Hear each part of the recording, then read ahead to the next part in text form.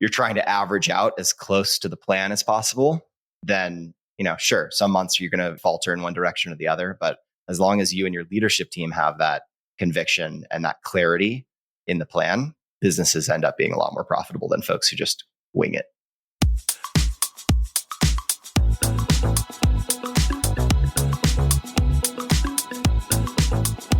Welcome to the Profit Answer Man podcast, where business owners learn to scale their profits and cash flow and work less doing it. You built your business to fulfill your dreams and serve your mission. You're the backbone of America, creating the jobs and opportunities that keep our economy moving. And for that, you deserve to be well rewarded. We're Profit First certified. It's the first baby step in a journey we take our clients on, building cash-rich, margin-strong businesses that don't suck the life out of you. Check out the first 13 episodes of the podcast. It's Mike Michalowicz and my review of each chapter of the Profit First book. Around here, we speak cash flow, profit, and practical execution. No accounting jargon, no fluff. Most accountants, they might help you save on taxes, but they'll crush your cash flow and make you look unprofitable. That's not just a poor decision, it's a liability. We help you focus on what you love. And when we partner together, we become a profit center for your business. If we don't deliver a massive ROI on your investment in us, fire us. Want to see how it all works? Watch the video version on YouTube or head over to ProfitComesFirst.com to grab your free copy of the Profit Blueprint book and start making profit a habit. You built this business to serve your mission and your freedom. Let's make sure it pays you back big. Today, we're going to chat about how you can increase profits, grow your business, and stop grinding. This is my favorite trifecta. I'm guessing those three are also near and dear to your heart. Maybe that's why you went into business. Here's the good news. It's not as hard as you think when you're focused. You make it a priority and you shift your mindset. Eli Rubel is a serial entrepreneur and agency founder whose businesses have produced over $10 million in profit since 2020 while working 25 hours a week. Are you ready to achieve the same? Let's learn how. Welcome to the Profit Answer Man, Eric Rubel. It's great to have you join us today. Why, thank you, Rocky. Happy to be here. And I'm excited to learn from you. Can you share a little bit about yourself and your business? Yeah, absolutely. So I'm Eli Rubel, as you mentioned, and I own a small portfolio of agencies. I have a marketing agency that does performance marketing, a design agency that does design for technology companies. And I'm now launching my third agency, which is accounting, bookkeeping, modeling, these sorts of things, basically helping other agencies with all the stuff they really hate doing. Like most agency owners don't get into the agency business because they're passionate about, having clean books and orderly, metrics. And so taking all that off their plate, just out of the pain that I've experienced myself being a 7 or 8 figure agency owner. My portfolio of agencies has done a little over $10 million in net profit in the last 5 years. And I'm super passionate about helping other agency owners be as profitable as possible. You said something very interesting there. You said my agency has done 10 million in net profit. Yep. I very rarely see people talk about that number. Oh, I did 100 million. I'm like, yeah, how much did you keep? And they're like, well, I don't know. I'm like, yeah, of course you don't. And that was interesting that you actually focused on what matters. How much do you keep, right? At the end of the day, because that's what it comes down to. Yeah, I always tell, agency owners, like, we're not running a charity here, right? We would be running, it'd be a very different business if we were. And so, I see Profit First behind you on the shelf. That book was really influential early on in my career and shaping how I think about what we're actually prioritizing here, and net profit being the kind of number one metric. It is. And along with that is cash flow, which net profit doesn't always equal cash flow depending on your business model and understanding the differences. So I know you said you're familiar with Profit First. How did it really help you? Yeah. So I read Profit First before I had my service businesses. I was the founder of a software company that eventually was acquired. I also acquired an e-commerce business that was eventually bought out by private equity. And while I was turning around that e-commerce business that I had acquired, I was really struggling to make it as profitable as it needed to be initially. And so I found Profit First, and I think it was a family vacation. I was sitting on a beach somewhere in Hawaii and started reading that book, and it just completely shifted my headspace around how I should be running things. And ever since then, my ethos for my own agencies and for other agency owners that I talk with about their profitability, it's unpacking this misconception that a lot of business owners have, where they see things that they think the business needs, or that someone in their business asks them for, and they purchase it. They make that decision, and then they're shocked at the end of the month when the business wasn't as profitable as they thought it should be or wanted it to be. And it's this kind of like hope strategy, which is not a strategy that the business will be profitable, as opposed to reverse engineering and saying, here's what the business can afford from a numbers perspective to spend on certain parts of the operation. And there you go. There's the budget. We're not spending a penny more than that. So I like this process of reverse engineering, starting with the profit number that you have in mind. As a specific story to tell, when I launched my first agency, my goal was get to $40,000 a month in net profit, because I thought, I can't possibly, I was much younger at the time. I was like, I can't possibly imagine what I'd spend any more than $40,000 a month on. So that was my goal. And we ended up getting there in 6 months from the start of the agency, just simply by reverse engineering. Okay, like we know we can only spend on these things. We know that this is how much each of these roles is going to cost us. We know this is how much revenue these roles can support. And so I basically had this blueprint that got me to that number.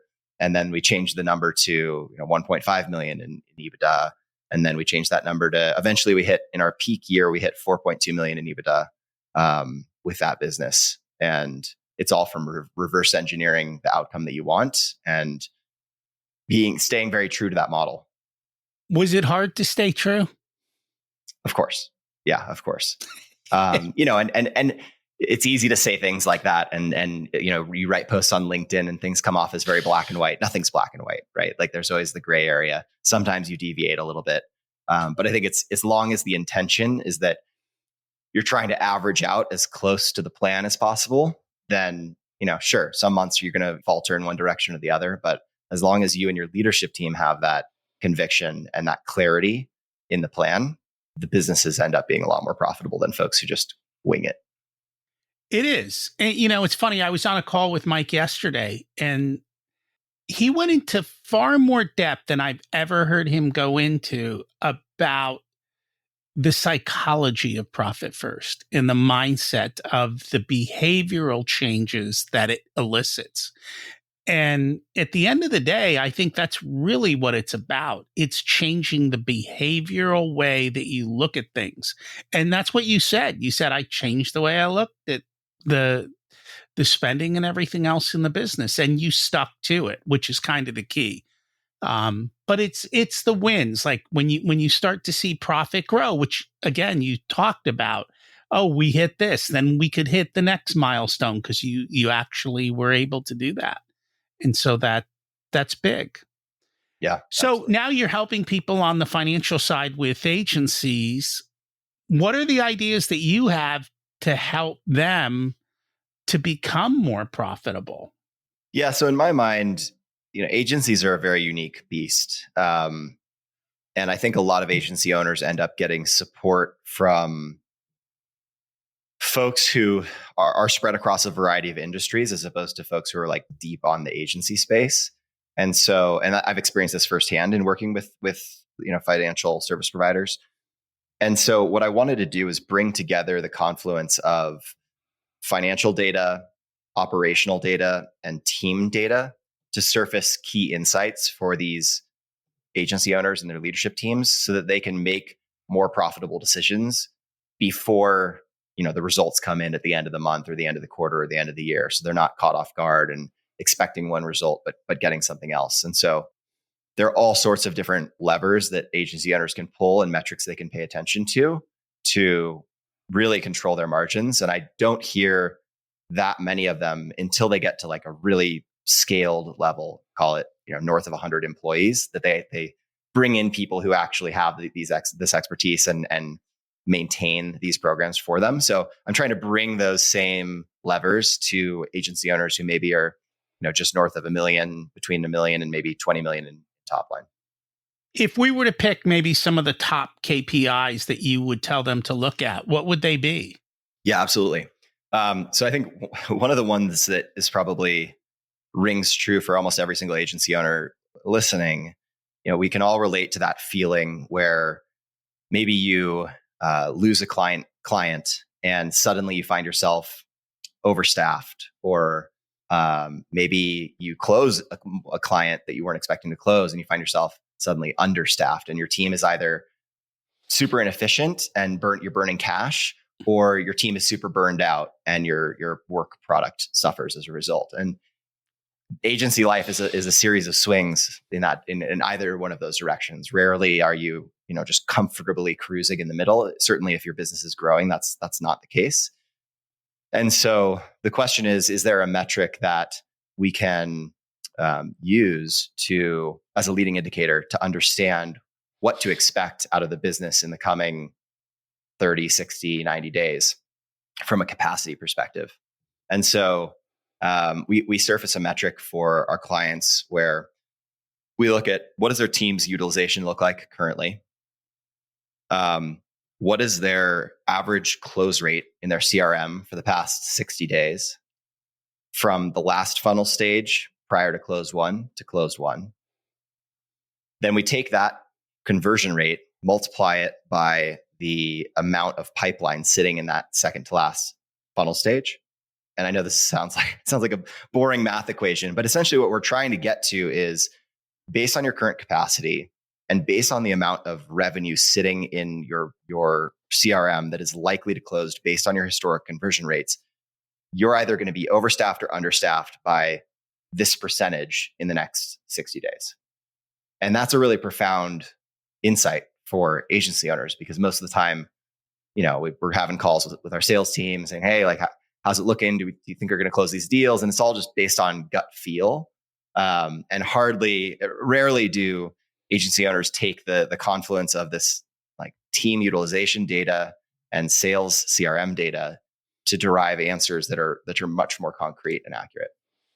I call those leading metrics. And yes, they apply to every single business. You should know what is coming ahead of when it's coming. And what we'll do, depending on the business, a lot of times we'll even, especially for businesses that have larger potential sales, we'll actually have them list out. Because in those, especially if you've got $1 million business or $5 million business, you might only have 10, 20, 30 of those top leads for a $50, $100, or $200,000 proposal.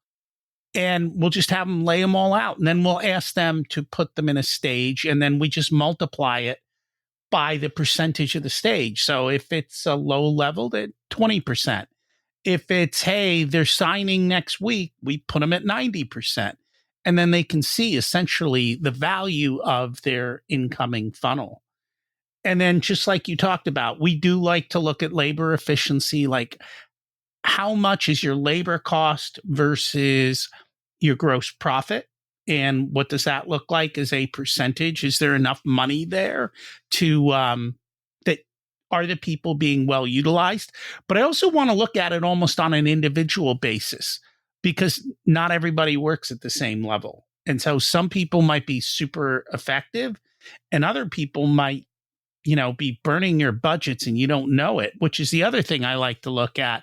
You said the project was going to require this much time. How long are your people really taking? Because then you can appropriately bid it out the next time, or you can go have performance conversations with people in that, because those are leaks that don't necessarily show up on dashboards, do they? They're hidden. Everyone looks right. so busy, but yet nothing's getting done. And I think that's where it's interesting to layer in some operational data like CSAT or NPS scores by client on top of the team that's servicing those clients, because then you can get a sense for, the team says that they're super overwhelmed and we're seeing a sudden, like a drop in CSAT. You can start to infer what's actually going on, or this team says they're super overwhelmed, but the CSAT's going up. Like what's actually happening there, and helps tell a story to the leadership team. So yeah. Marketers are good at marketing themselves, I'm guessing. Yeah, they tend to be. It's funny because marketing agencies go out and they promote how much they can grow your revenue, but they don't always look at what's the gross profit of the business to say, if you spend X amount on marketing, can you afford it? And that's outside the agency. But I think an agency that does that well can show a potential client the return on their investment in their agency.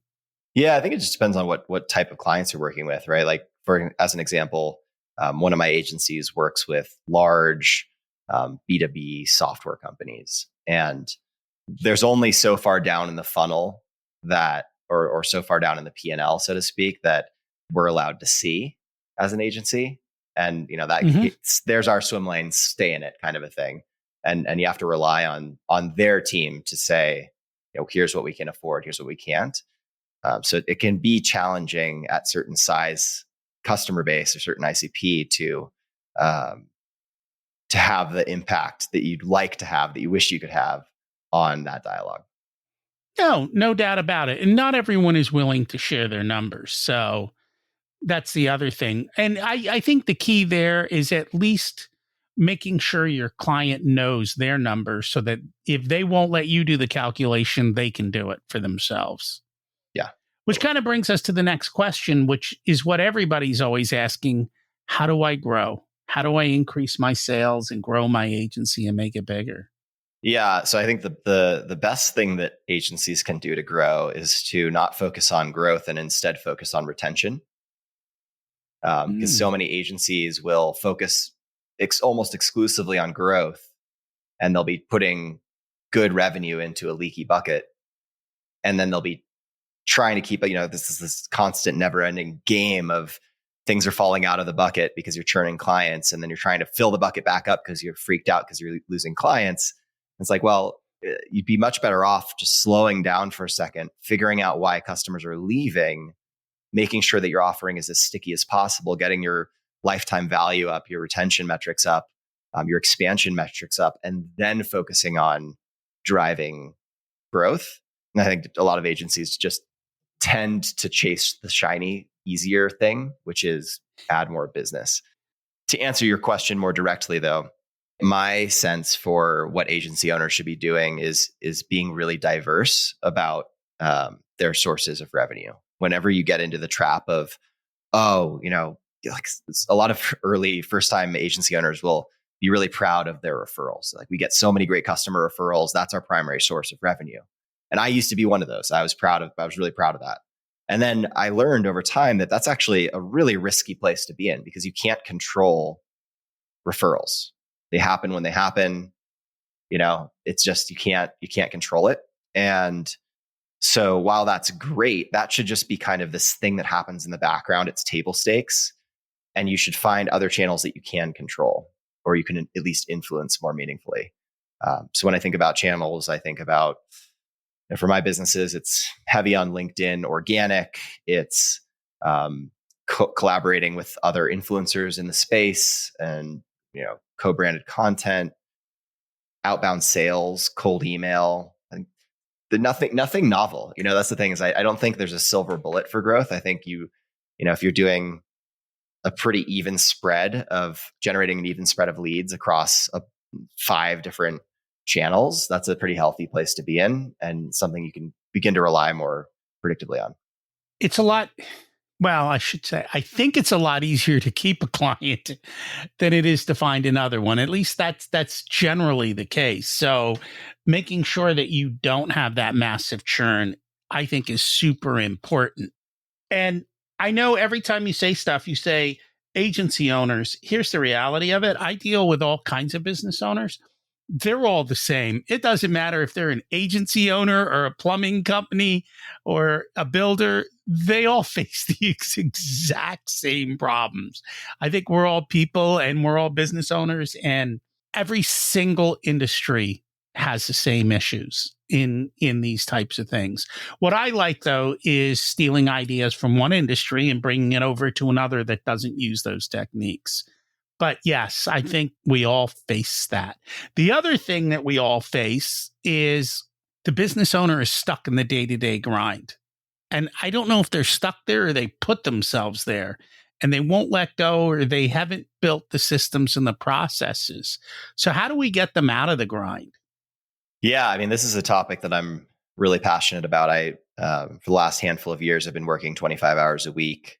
Really big proponent on creating the balance and making sure that the business serves me. Again, I come from this selfish place. Like, I'm not doing this for funsies. I'm doing this because I want to create a certain lifestyle for myself.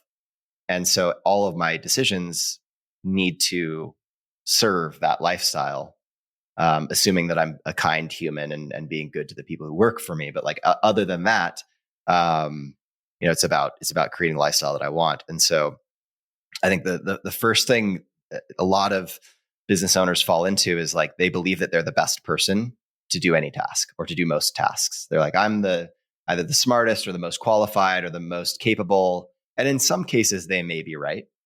But the reality is there's someone out there, and there are plenty of people out there that are going to be better at that thing than they are.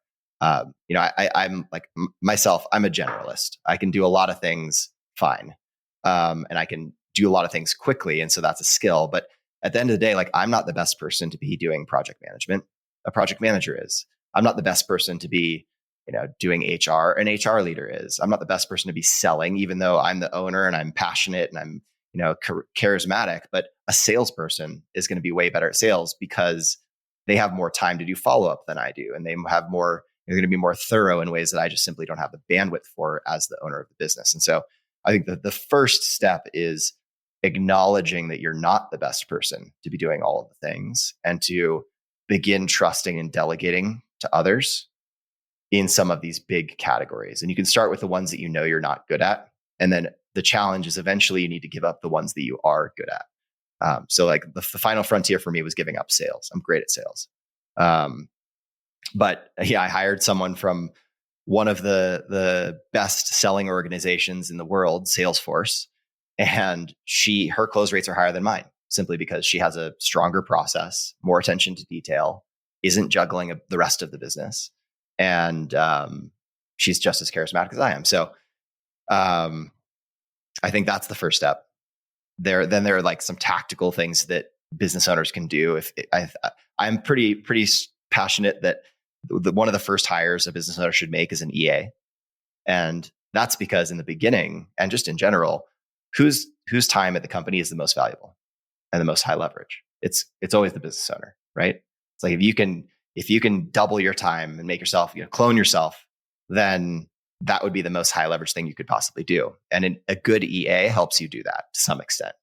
And it also helps take you out of the minutia. So step one, EA. Step two, acknowledge that you're not the best person for every single task. Step three, begin hiring and trusting people to handle the tasks that you're even the ones that you're good at. And that, I think that gets business owners like more than 50% of the way there. At that point, you can be working 25-hour weeks, or even less if you want, pretty comfortably. I just took the leap myself of actually removing myself fully from both of my businesses. So I hired GMs to run them, and I removed myself from our Slack, our internal communication system.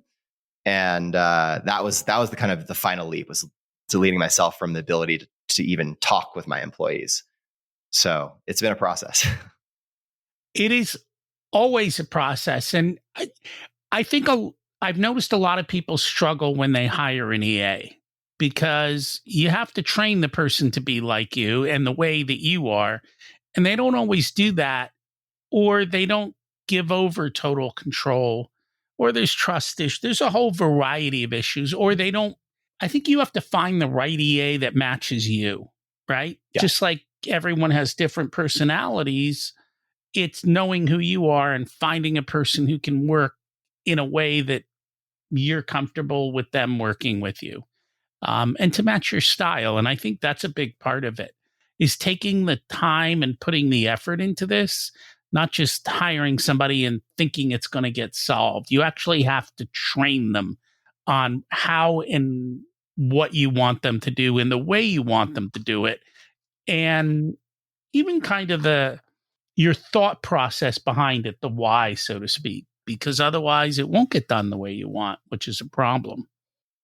Yeah, absolutely. To your point, Rocky, it's taken me. I've hired three EAs in my career that have stuck, and without fail, each one of them has taken about a year to get to the place where I really truly feel like if I got hit by a bus, they would be able to successfully navigate, being me, at least enough to hand off to someone else, right? And that's kind of the litmus test. Is like, if I get hit by a bus and I need to go on a month-long vacation to Italy suddenly, I want to be able to do that on a whim and know that someone in there has all the institutional knowledge, experience, knows how I make decisions, that where they can weigh in and not just say, okay, well, we'll hold off on that decision until Eli gets back. It's like, no, they know what I would say and they'll just say it. You don't use that excuse with your people. Go, oh, I got hit by a bus. I'll be gone for a month while you're in Italy, do you? Yeah.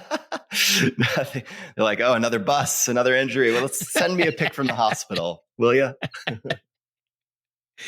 So you said something very interesting, is you got yourself out of the business, which I think if you're a business owner, that's what, by default, that's what it means. You don't have a job in the business. You are actually the owner of the business, which means you don't need to be involved in the day to day. But if you're not involved in the day to day, how do you set up the systems, processes, or the dashboards that while you're not there every minute, you've got a good pulse of what's going on in the business? Yeah, absolutely. I mean, that's why I'm starting this new agency, which is basically to scratch that itch, right? I want the financial rigor and the visibility into these businesses from, my phone on a beach, to have a really clear picture of how things are going, both leading and lagging indicators. But I think those systems and processes have to be set up before you leave. Like you can't hand the keys to a GM and say good luck, and expect great results. There has to be some amount of infrastructure in place at the outset, right? Bringing in someone like yourself to make sure that the ship is tight and that you trust that things are going to be measured and run in the way that they need to be before actually taking the leap and handing the keys over. And I suggest little leaps, right? If you're like typical business owners, you never take time off. So let's start with a day or two, and then we can start with a week, and then we can start with a month, and then you can eventually get way out of the business. But don't just think you can walk away and you'll get the results you want if you don't have systems, processes, and dashboards in place, because you may come back to a roaring fire, which happens more often than not. Yeah. So one of the other things you talked about is raising prices. And I think this is one that business owners really struggle with, is the ability to do that. But every time you hit your goals, you just started raising prices. How did that go? And what were the ahas you learned? Yeah, I'm a big fan of, I call it price sensitivity testing. I think a lot of business owners fall into the trap of feeling that their offering is worth a certain amount, and they put themselves in the shoes of their buyer, and they're like, the buyer would never, it wouldn't be fair to the buyer to charge them more than what I'm charging them right now. They just have this gut feeling or the sense of fairness, which I think is totally horseshit. And I think what that ultimately is imposter syndrome, right? You're just afraid to charge higher prices. And rather than letting the market dictate what they're willing to pay, you're just assuming for them, which is silly. So my methodology here, and mind you, it's a methodology now, but when I first was doing this, it was just the way that I was kind of experimenting. And then in retrospect, I realized I followed this pattern across my career, and it's worked for me. So at least in the agency business, but really any business, as you grow, you get to a place where you're suddenly at capacity inherently, right? You close enough clients and you find yourself like, wow, we really can't take more than one or two more clients or one or two more customers before we need to grow our team and expand our capabilities. And that is like this perfect natural moment to raise your prices to some obscene level, because you don't, like, part of you doesn't even want the prospect to say, yeah, I'll take it, whatever the price is, because you have no way to service it. If they say yes, then holy shit, you better have a great recruiter on speed dial, because now you're going to have to expand the team more quickly than you're planning. So it's the perfect time. So at that point, whenever we reach capacity or get close to capacity, call it like 85, 90% capacity, I double my prices.